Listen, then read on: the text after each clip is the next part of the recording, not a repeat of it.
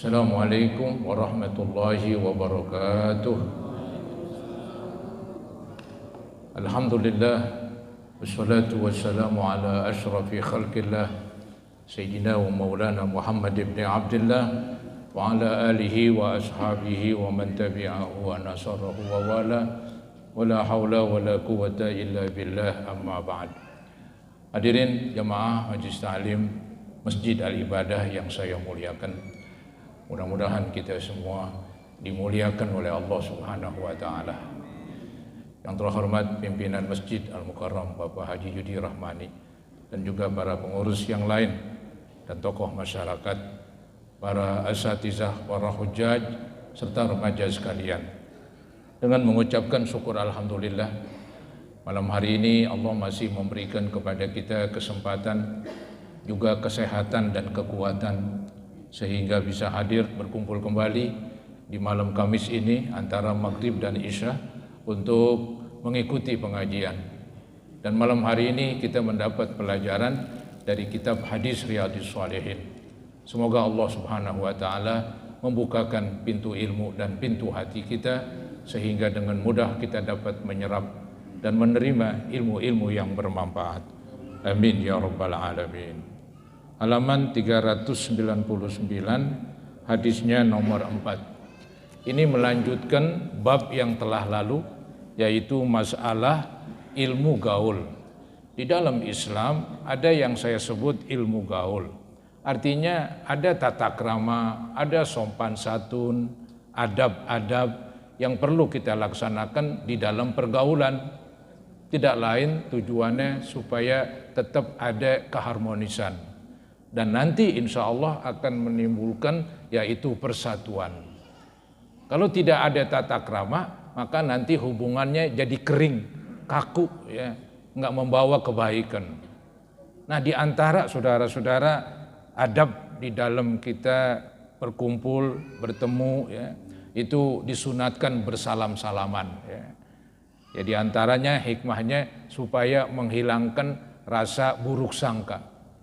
Mungkin kalau kita nggak salaman, misalnya ketemu, ya mungkin orang akan menyangka, waduh, ya ini orang marah sama saya, kan begitu. Jadi timbul sangkaan jelek, meredam sangkaan buruk, ya udah, yang bagus salaman. Maka disuruh dan disunatkan bersalaman. Kecuali ketika corona, itu lain lagi tuh. Ya, itu lain lagi saudara-saudara, itu pengecualian. Dikhawatirkan ada penularan antara persentuhan ini, ya udah salamannya dari jauh, nggak apa-apa. Ya, agama kan juga memperhatikan kesehatan. Agama juga memperhatikan supaya kita ini bisa menjaga diri dari penyakit. Ya. Maka walaupun bersalaman sunat, kalau memang ada yang lebih bahaya, ya udah kita istilahnya bekukan. Yang sunat itu bersalam-salaman cukup dengan dari jauh. Jadi yang sudah dibahas tentang masalah bersalam-salaman, kemudian bermuka manis begitu ya. Menghadapi orang jangan merengut. Kemudian juga kalau ketemu dengan orang yang lebih tua, entah itu tua umurnya atau tua ilmunya atau dia orang soleh, maka layak sekali kita cium tangannya, begitu ya. Jadi saudara-saudara, cium tangan, bukan apa ya, disentuhkan tangan kemana? Ke pipi, begitu. Jadi salaman, terus tangan orang itu ditaruh di jidat kadang-kadang, atau taruh di pipi. Wah, ini saudara-saudara pelanggaran ini. Untung ini nggak keras ini.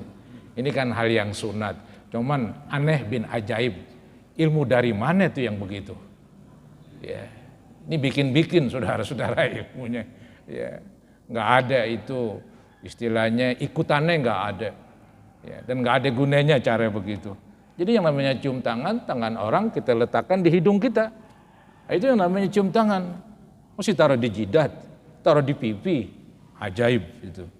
Ya, jadi disunatkan bersalam-salaman, disunatkan mencium tangan supaya hubungan jadi nggak kaku begitu ya, hubungan tetap harmonis antara sesama orang Islam. Kemudian Kalau memang dia dari jauh musafir baru ketemu, bolehlah kita di samping salaman juga berpelukan. Itu dibolehkan. Ya, bila mana memang sudah lama nggak ketemu karena bepergian. Ya. Kalau nunduk seperti orang Jepang, itu nggak disunatkan secara begitu. Ya, jadi ada cara salaman aja atau salaman plus pelukan apabila baru bertemu, sudah lama nggak ketemu, apalagi dia habis ya dari bepergian jauh. Nah ini saudara-saudara di hadis nomor 4. Wa an Anasin radhiyallahu anhu qala. Hadis dari Anas berkata beliau, ini sahabat Nabi Anas, qala rajulun ya Rasulullah, berkata seorang laki-laki, wahai Rasul, ar-rajulu minna yalqa akhahu. Ada salah seorang di antara kami ketemu dengan saudaranya, au sadiqahu, ketemu dengan temannya, ayan hanilahu, apakah dia boleh membungkuk kepadanya? Seperti orang Jepang pakai bungkuk begitu. Apa jawab Nabi? Qala la. Nabi menjawab dengan sabdanya, jangan. Jadi jangan lakukan. Kemudian ini sahabat bertanya lagi, qala apa yaltazimu? Apakah dia memeluknya? Wa yuqabbilu, dan menciumnya? Qala la, juga jangan. Loh, kan tadi saya bilang boleh. Itu yang boleh yang sudah lama enggak ketemu atau bepergian jauh, baru pulang dari musafir. Kalau sering ketemu ya enggak perlulah. Ya enggak perlu istilahnya pakai apa ya, mencium begitu atau pakai memeluk ya. Cukup katanya bersalaman saja. Ya, fayakhuzu biyadihi wa yusafihu. Apakah dia mengambil tangannya kemudian bersalaman? Qala na'am. Nabi menjawab iya, itu yang benar katanya ya. Hadis rawahu Tirmizi wa qala hadisun hasan.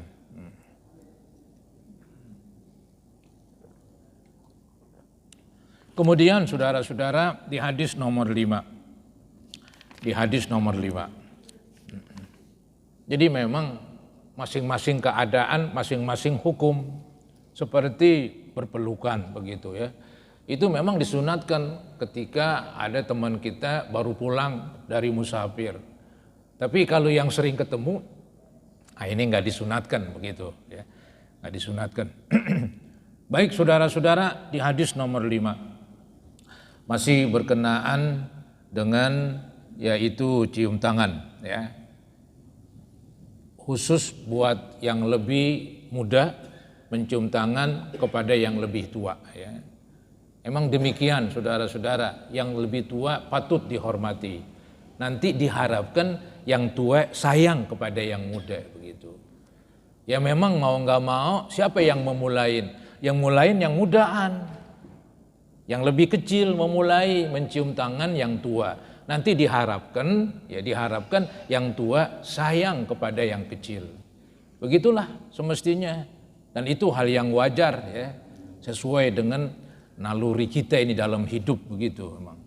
Wa an Safwan bin Asal radhiyallahu an. Hadis dari Safwan, berkata beliau, qala Yahudiyun li sahibih. Berkata seorang Yahudi kepada temannya, enggak disebutkan namanya. Yang penting ada kata sahabat salah seorang Yahudi. Dulu kan di kota Madinah tempat Nabi tinggal, di sekitarnya ada orang Yahudi. Ya, kadang-kadang bercampur begitu. Nah ada nih cerita seorang Yahudi berteman kepada temannya yang Yahudi juga. Apa katanya nih? Idhab bina ila hadzan nabi.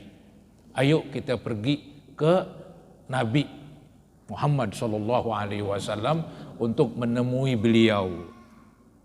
Singkat kata, fa'ataya Rasulullah SAW. Maka kedua orang Yahudi tadi mendatangi Nabi. Ya, dan fasa'alahu antis'i ayatim bayinat. Kedua orang Yahudi ini bertanya kepada Nabi tentang 9 ayat yang jelas. Ada di dalam Taurat 9 ayat yang isinya cukup jelas begitu ya. Dan ini 9 ayat tercantum di dalam kitab Taurat. Nah, orang Yahudi ingin menguji Nabi Muhammad SAW. Kita tahu Nabi itu kan tidak bisa tidak membaca, saudara-saudara. Emang sudah Allah buat demikian supaya nggak ada tuduhan bahwa Nabi itu misalnya mengarang Al-Quran dari hasil ia baca dari beberapa buku, maka dibuatlah Al-Quran. Nabi disebut ummi, artinya tidak bisa membaca, tapi beliau menghafal keseluruhan. Ya. Nah, ini dua orang Yahudi menguji Nabi. Isi ujiannya yaitu yang ditanyakan 9 ayat yang jelas yang di dalam Taurat. Ya. Nah, kemudian diceritakan di sini ila qaulihi. Ini di sini dalam hadis yang kita baca nggak disebutkan 9 ayat. Ya, itu saudara-saudara diterangkan dalam kitab yang lain. Yang pertama yaitu ada 9 ayat ini. Yang pertama, jangan menyekutukan Allah. Ya, la tusyriku billahi syai'a. Jadi tidak menyekutukan Allah baik dalam kitab Taurat, dalam kitab Al-Quran, sama itu. Ya, sama-sama nggak boleh. Kemudian jangan mencuri, wala tasyriku. Dalam kitab Taurat tidak boleh mencuri. Dalam Al-Quran juga demikian. Wala taznu, jangan berzina. Taurat juga demikian, Quran juga demikian. Itu yang ketiga. Yang keempat, wala taqtulun nafsal lati harramallah illa bil haq. Janganlah kamu membunuh seseorang kecuali apabila beralasan. Itu pun melalui pengadilan, ya. Kemudian yang kelima, wala tamsu bibariin ila disultanin liyaqtulah. Janganlah kamu memfitnah seseorang kepada penguasa agar penguasa itu membunuh orang tadi yang kita fitnah, ya. Walhasil nggak boleh memfitnah seseorang supaya orang tersebut misalnya dipenjarakankah, dibunuhkah oleh penguasa. Ya. Kemudian yang keenam, wala tasharu, jangan bersihir. Ya, ilmu sihir hukumnya haram, nggak boleh itu. Kemudian wala ta'kulur riba. Ya. Yang ketujuh, jangan makan riba. Itu dalam Quran ada, dalam Taurat ada. Kemudian yang kedelapan, wala takdzibul muhsanah. Jangan menuduh wanita baik-baik, jangan dituduh berzina kepada orang lain tanpa bukti, tidak boleh sembarangan. Kemudian yang kesembilan, kan menanyakan 9 ayat. Yang kesembilan, wala tuwallul firar yaumaz zahab. Janganlah kamu lari dari peperangan. Ya. Janganlah kamu lari dari peperangan. Nah, itulah 9 ayat yang ditanyakan oleh 2 orang Yahudi. Nabi ketika ditanya 9 ayat tersebut, beliau menjawabnya dengan baik. Ya. Jadi begitu saudara-saudara. Nah, ketika Nabi menjawab pertanyaan-pertanyaan dari orang Yahudi tadi yang berdua, apa yang terjadi? Yang terjadi 2 orang Yahudi itu masuk Islam. Ya. Karena dia menyadari bahwa orang yang ditanya memang benar-benar Nabi. Bukan nabi gadungan, kan begitu. Bukan nabi bohongan, tapi nabi beneran, saudara-saudara, ya. Begitu. Akhirnya nih 2 orang Yahudi mencium tangan Nabi. Inilah judulnya baru ketemu. Kan judulnya kan mencium tangan. Ya, ini dia nih. Dikatakan faqabbalu yadahu. Maka mereka ini 2 orang Yahudi mencium tangan Nabi, warijlahu, bahkan mencium kaki Nabi. Bukan main. Ya, mencium kaki ya boleh aja yang mau, kan begitu. Untuk mengungkapkan dia hormat banget. Jadi ada mencium tangan, ada mencium kaki. Mungkin adat siapa itu? Orang India apa? Ya, suka mencium begitu. Ya. Juga kalau Anda pernah lihat begitu, Habib-habib biasanya mencium kaki ibunya. Ya, di samping cium tangan, dia mencium kaki ibunya, dia menunduk ke bawah. Ya enggak apa-apa. Itu saudara-saudara ungkapan dan tanda penghormatan. Nabi sendiri begitu diperlakukan oleh orang Yahudi. Ini orang Yahudi semacam dia mengakui kebenaran Nabi. Ya, maka beliau Nabi Muhammad tangannya dan kakinya dicium. Kemudian waqala, dan keduanya berkata, nashhadu innaka nabiyyun. kami bersaksi bahwasanya engkau wahai Muhammad adalah seorang nabi. Alias keduanya masuk Islam. Ya, bukan main. Nah, itulah kehebatan Nabi Muhammad SAW di mata agama-agama lain seperti Yahudi. Ya. Rawahu Tirmizi wa ghairuhu bi asanida sahihatin. Yang penting di hadis nomor 5 ini yang disimpulkan bahwa boleh mencium tangan kepada orang yang lebih soleh. Dan juga bahkan boleh mencium kakinya. Itu aja yang dijadikan bukti dari judul kita tadi. Kemudian yang keenam juga demikian ini. Wa an ibni Umar radhiyallahu anhuma. Hadis dari Abdullah bin Umar. Qissatun, ya, tentang sebuah kisah menyangkut beliau sendiri, Abdullah bin Umar. Qala fiha, berkata beliau sendiri menceritakan pribadinya, pada nauna minan Nabi sallallahu alaihi wasallam. Cerita singkatnya, kami waktu itu mendekat kepada Nabi. Ini kalau nggak salah terjadi setelah perang Uhud. Perang Uhud banyak sahabat, kucar kacir. Ada yang lari tunggang langgang. Ya. Pulang-pulang ke Madinah. Nabi udah sampai di Madinah. Ya, di mengendap-ngendap begitu. Ini bagaimana kita ini? Ya, bukankah dalam Islam haram lari dalam peperangan? Kita habis lari. Di antaranya dia ini, Abdullah bin Umar, putra Umar bin Khattab. Ya. Tapi digedein hatinya, diingin berhadapan dan menghadap Nabi Muhammad SAW. Akhirnya dimendekat kepada Nabi dan minta maaf. Minta maaf lantaran dalam perang Uhud beliau, ya begitulah, ada beberapa sahabat yang lari, ya, karena diisukan Nabi Muhammad sudah meninggal. Waktu itu umat Islam kedesak dan kucar kacir, ya, nggak teratur lagi barisan-barisan perangnya begitu. Ya, nah ini yang membuat umat Islam mendapat kekalahan dalam perang Uhud yang pernah saya ceritakan kemarin, yaitu yang mati syahid sebanyak 70 orang. Nah, main-main begitu. 70 orang sahabat Nabi wafat jadi syuhada dan dikuburkan di kaki Gunung Uhud. Ya. Maka ada ziarah ke makam syuhada Uhud waktu Anda bikin umrah atau bikin haji. Baik, jadi di sini kisah Abdullah bin Umar dia bercerita katanya nih, kami menemui Nabi nih pada nauna minan Nabi sallallahu alaihi wasallam. Maka kami mendekati Nabi dan faqabbalna yadah. Kami cium langsung tangan Nabi. Begitulah saudara-saudara, ya, sahabat Nabi di hadapan Nabi. Mereka hormat, ya, mereka nunduk kepada beliau. Apalagi mereka ini sahabat ada semacam kesalahan. Tapi kesalahan mereka sudah diampunin itu, sudah dimaafkan, ya. Yang penting di sini sahabat Nabi yang bernama Abdullah bin Umar mencium tangan Nabi Muhammad SAW. Maksud saya jangan anggap aneh itu mencium tangan. Ada saudara-saudara anak-anak sekarang, ini maaf kritikan dari saya. Anak-anak sekarang, anak-anak muda khususnya yang ogah kumpul-kumpul dengan kita, biasanya dia belajar dengan orang-orang tertentu. Kalau salaman begini aja dia. Padahal yang dihadapin orang lebih tua, lebih pandai. Kalau salaman seperti adenya, begini aja. Nggak ada rasa hormat begitu. Baik, di hadis nomor 7. Wa an Aisyah radhiyallahu anha qalat. Hadis dari Aisyah, ya, berkata Aisyah, qadima Zaid bin Harithah al-Madinah. Telah datang Zaid bin Harithah ke Madinah, ke kota Madinah.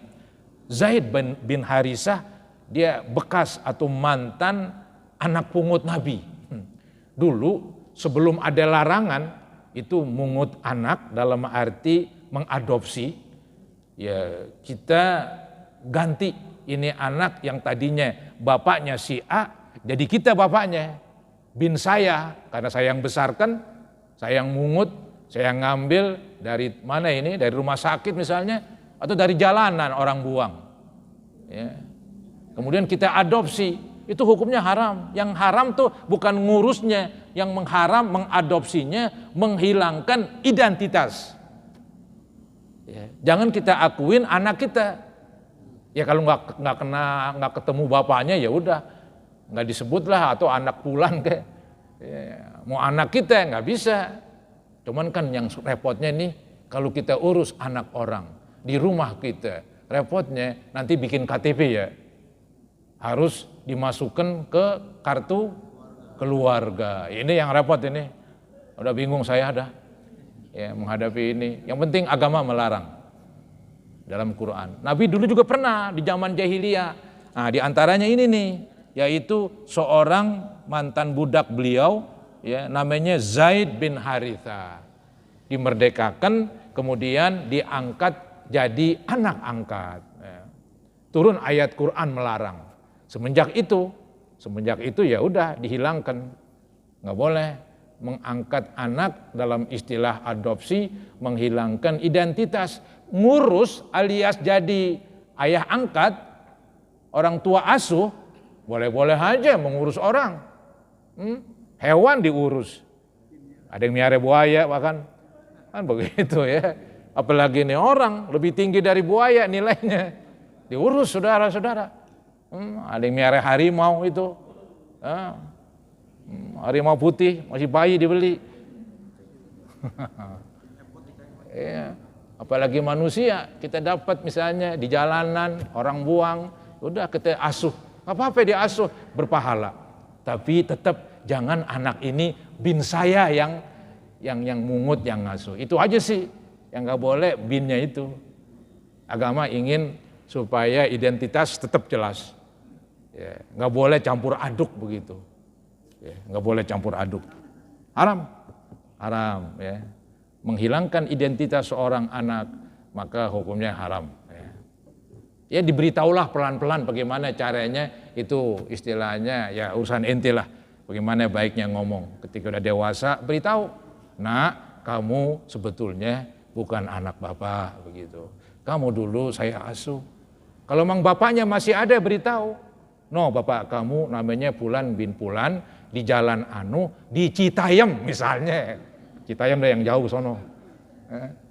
Kita bilangin pelan-pelan. Bagaimana supaya nggak kaget? Ya bicaralah, atur aja. Atur. Tetap kamu urus, tetap disayangin. Jangan dilepas, dicampakkan, nggak bisa begitu ya. Ini maaf saudara-saudara, karena itu di masyarakat banyak, maka saya agak kupas sedikit. Walhasil ini ada cerita Zaid bin Harisah, mantan anak angkat Nabi, datang ke kota Madinah, mungkin dari musafir. Kemudian wa Rasulullah SAW fi baiti, kata Aisyah istri beliau, ya, waktu itu Nabi giliran di rumahnya, di rumah Aisyah. Zaid datang, anehnya di belum masuk Nabi sudah tahu, wah itu Zaid itu katanya. Dikatakan fa'atahu, ya, maka ini Zaid datang ya ke tempat Nabi, faqara al-bab, beliau ini Zaid mengetuk pintu, ya, belum menyebut saya Zaid begitu, Nabi sudah bangun tergopoh-gopoh, ya, tergopoh-gopoh sambil narik-narik apa itu pakaiannya yang belum dipakai dengan rapi, ditariklah buru-buru, kayak kita pakai kain nggak perlu dipakai dulu kainnya, pokoknya dipegang aja udah keluar buka pintu. Tergopoh-gopoh saudara-saudara, karena memang Nabi sayang sama Zaid bin Harisah begitu, sayang begitu. Jadi ini beliau ya tadi saya bilang anak angkat Nabi, ya anak angkat Nabi. Jadi ketika datang juga Nabi udah tahu tuh. Ada yang bilang kok Nabi udah tahu, padahal dia belum ngucapin salam, belum sebut namanya, saya Zaid belum. Nah, pintu tertutup katanya. Nah ini ada yang bilang mungkin melalui wahyu katanya. Faqara al-bab faqama ilaihi Nabi sallallahu alaihi wasallam. Maka Nabi berdiri. Ya, Nabi berdiri menuju ke tempat Zaid bin Harisah. Ya jurru thawbahu, menarik pakaiannya. Alias pakaiannya enggak dipakai dengan rapi karena tergopoh-gopoh itu. Kemudian fa'atanaqahu wa qabbalah. Maka Nabi memeluk beliau. Ya, mungkin rindu. Udah lama ya. Nabi memeluk Zaid bin Harisah, anak angkatnya yang baru datang musafir begitu. Wa qabbalahu, dan Nabi juga di samping memeluknya menciumnya ya. Nah, inilah dalil dan bukti bahwa boleh memeluk, mencium bila mana udah lama nggak ketemu, atau ini orang dari bepergian jauh, ya, kangen begitu. Itu hal yang boleh. Tapi kalau setiap hari ketemu ya nggak perlu lah, nggak perlu. Hadis rawahu Tirmizi wa qala hadisun hasan. Ya. Begitulah saudara-saudara tentang bagaimana hubungan sesama orang Islam ya. Jadi ada istilah salaman, ada istilah memeluk dan menciumnya begitu. Kemudian di hadis nomor 8 ini disuruh ketika bertemu hendaklah muka kita dalam keadaan manis berseri-seri. Enggak boleh ketemu ya muka kita merengut begitu. Ini jelek. Akan timbul sangkaan. Ya, ntar kata orang, wah dia marah apa? Kok ketemu saya merengut terus? Ada yang bilang mukanya ditekuk begitu.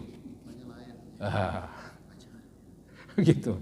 Ya. Ini hadisnya nih. Wa an Abi Dzarrin radhiyallahu an. Hadis dari Abi Dzar. Berkata beliau, qala li Rasulullah sallallahu alaihi wasallam. Kata Abi Dzar, telah bersabda Nabi kepada saya. Isi sabda Nabi, la tahqiranna minal ma'rufi syai'a.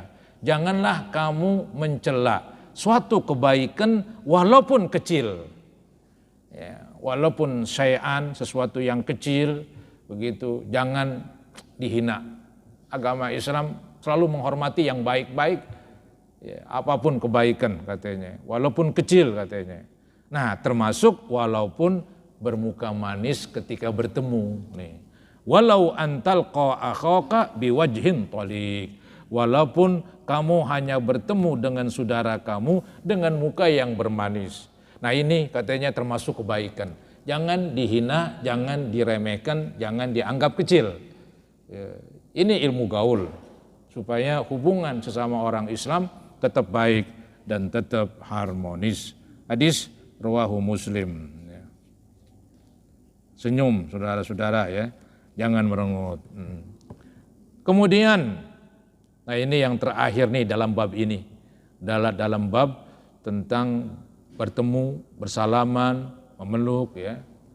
Nah, ini terakhir hadisnya wa an Abi Hurairah radhiyallahu anhu qala. Hadis dari Abu Hurairah, qabbalan Nabiyyu sallallahu alaihi wasallam Al-Hasan bin Ali radhiyallahu anhuma. Nabi mencium cucu ya, yang bernama Hasan bin Ali. Ya, orang sama cucu pasti sayang, wajar itu, wajar para hadirin ya. Ada yang bilang begini, kenapa seorang kakek sayang sama cucu? Karena kakek nggak punya anak lagi, gitu ngomongnya. Maka disayang sama cucu katanya. Kalau punya anak lagi, sayangnya ya jatuh ke anak. Ya boleh-boleh aja orang mau ngomong apa. Yang penting wajar lah. Seorang kakek sayang sama cucu. Seperti Nabi sayang sama cucu yang bernama Hasan bin Ali. Nah, ketika Nabi mencium cucunya yang bernama Hasan bin Ali, ada salah seorang badui alias orang yang biasa hidup ya di gunung ataupun bersama hewan, mengembala ya. Namanya Aqra bin Habis. Si Aqra bin Habis berkata nih, ketika dia melihat Nabi mencium cucu. Faqala al-Aqra bin Habis, innali asratan minal walad. Sesungguhnya saya punya anak 10. Ma qabaltu minhum ahadan. Satu pun saya nggak pernah cium. Begitu amat ya. Gue punya anak 10. Satu gue nggak pernah cium. Kok Nabi mencium cucu katanya. Dia lain pemikirannya itu. Ya ini kaku kering orangnya ya. Susah para hadirin, ya maklumlah badui begitu. Dia mencela begitu ya. Dikatakan innali asratan minal walad. Sungguhnya saya punya anak 10, ma qabaltu minhum ahada. Saya enggak cium satu pun dari mereka. Apa akibatnya? Akibatnya Nabi mengeluarkan sabdanya, faqala an-nabiyyu sallallahu alaihi wasallam. Nabi bersabda, man la yarham la yurham katanya. Barang siapa yang enggak sayang nanti tidak disayang lagi. Begitu, yang enggak sayang sesama nanti di akhirat Allah enggak sayang. Jangan-jangan Allah enggak ampunin lagi begitu. Karena punya hati bengis, punya hati keras, mungkin lebih keras dari batu begitu ya. Jadi enggak demikian hidup saudara-saudara ya. Ada kasih sayang, ada ya senang kepada seseorang, itu wajar. Lebih-lebih kepada cucu, maka ungkapan sayang dicium. Itu ibadah. Itu ibadah sunat dan bagian dari agama ya. Kalau kita enggak pernah mencium cucu, wah ini Nabi katakan berarti orang tersebut tidak sayang. Dikhawatirkan nanti di akhirat nggak disayangin oleh Allah, nggak disayangin oleh malaikat. Man la yarhamu la yurham. Barang siapa yang tidak menyayangi, tidak disayangi lagi. Hadis muttafaqun alaih.